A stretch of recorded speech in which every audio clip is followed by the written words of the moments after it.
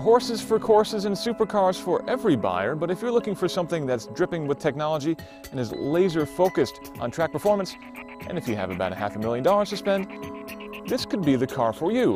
Or it could have been the car for you if they hadn't all been sold already. It's the McLaren 675 LT, one of just 500 that'll be made, and this is how it stacks up.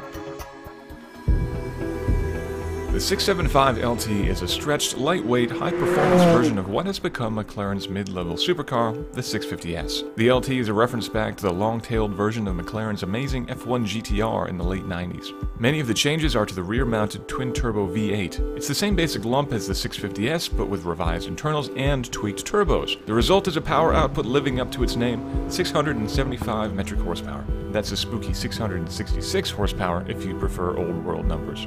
That improved output is helped by a lightweight titanium exhaust, and there are plenty of other weight loss measures on display. The car is built around a carbon fiber monocoque like every other McLaren, but carbon is used even more extensively, like on that massive rear wing, which is bigger and yet lighter than the 650S. Now that lightweighting continues in here on the interior. I'm kind of squeezed into this lightweight carbon fiber bucket seat that doesn't offer much in the way of adjustability. In fact, I've had to make some adjustments myself to squeeze in here. I used to have a race cart, and I swear that thing was more comfortable than this is. But I'm surrounded by all sorts of lightweighting. The glass has been shaved by 1 millimeter to save a couple of pounds. And McLaren engineers have thoughtfully deleted the air conditioning from this car, although you can add it back in if you like to, which might be a good idea on those hot track days.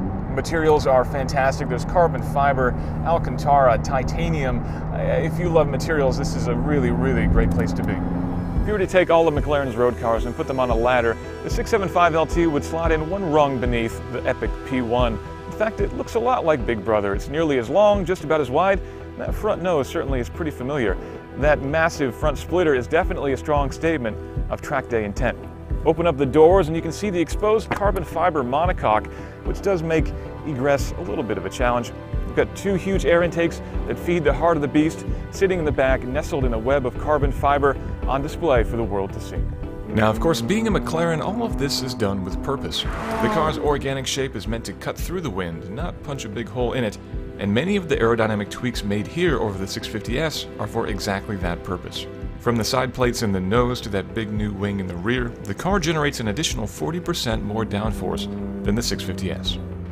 At some 220 pounds lighter than the 650S and with more power, the 675 LT will do the 0 to 60 sprint in just 2.9 seconds. It'll continue on up to 205 miles an hour if you have more road than I have at my disposal at the moment. And it's really only when you start fiddling with the suspension and the engine modes that this car comes alive. Set the suspension to track, set the engine to track, and suddenly that engine note, which is kind of droning and annoying in town, really starts to come alive. The handling is amazing. You can feel every crease in the pavement. The steering is light, but good. And while the throttle response is a little bit vague thanks to those twin turbos, the wall of torque they deliver is unbelievable. So let's say you somehow manage to find yourself a 675 LT that you can buy, but before you do, you want to know what competition you should consider. Well, at a starting price of $350,000, you're in big boy supercar territory here. Probably the most direct competitor would be the Ferrari F12, one of my personal favorites. The Berlinetta does make 100 more horsepower than the McLaren, but it also weighs some 600 pounds more. The LT is definitely going to be the faster car on the track, but in day-to-day livability, that F12 is going to be a lot more comfortable. You can also consider the Lamborghini Aventador, which also makes more power and brings all-wheel drive to the table. But while the Lamborghini is a lovable big brute, it's a bit of a sledgehammer compared to this car, which is much more of a scalpel, like a carbon fiber scalpel. And what about options? Our car carries some $50,000 worth, mostly to do with carbon fiber bits and pieces like the exterior intake and the mirrors. There's additional carbon fiber trim in the interior too. The car features a $4,600 track camera, which overlays race telemetry on an HD video feed, and also has the $5,000 nose lift system, which you will definitely need if you want to protect that big front splitter.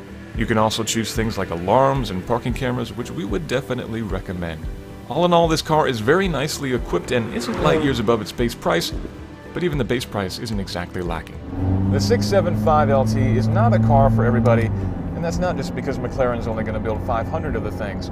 It's loud, it's noisy, the brakes squeal, and it's not particularly comfortable, and honestly, it doesn't look that different from the far less expensive and rather more commonplace 650S. So if you're looking for a car that screams exclusivity to the masses, this might not be it. But you see, McLaren builds cars for people who appreciate the details, people who love engineering and who see computational fluid dynamics as an art, people who only find value in form when form doesn't compromise function. This car is a great implementation of those ideals. And if those ideals fit within your life, and if this car fits within your budget, then you should consider yourself very lucky.